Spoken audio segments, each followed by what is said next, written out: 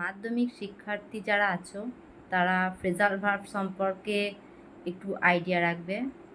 তো খুব কমন একটা ফ্রেজাল ভার্ব দেয় যেটা হচ্ছে ইন সার্চ অফ। তো ইন সার্চ অফ মানে হচ্ছে কোনো কিছু খোঁজা।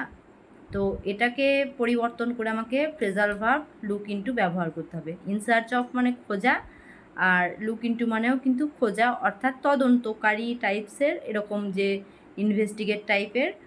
তো সেখানটাতে আমরা লুক ইনটু ব্যবহার করি। এবার ধরো একটা এক্সাম্পল দিল যে the police are in search of the missing boy.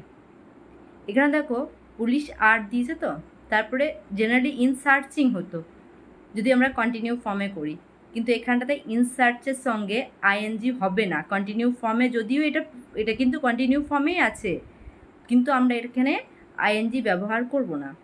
তো in search of the missing boy, তো এর এগেনস্টে আমরা ফ্রেজাল ভার্ব কী ব্যবহার করব? The police are looking into. সেক্ষেত্রে কিন্তু লুক ইনটু করলে হবে না, সেক্ষেত্রে আমাকে কন্টিনিউ ফর্মটা লুকিং ইনটু দ্য মিসিং বয় করতে হবে। ইনসার্চের সঙ্গে আইএনজি লাগানো থাকে না, কিন্তু এটা মিউট করা থাকে, কিন্তু আমাদেরকে এটাকে মাথায় রাখতে হবে যে ইনসার্চ অফ যখনই থাকবে সেটা আইএনজি কিন্তু অবশ্যই আমরা লাগিয়ে রাখবো।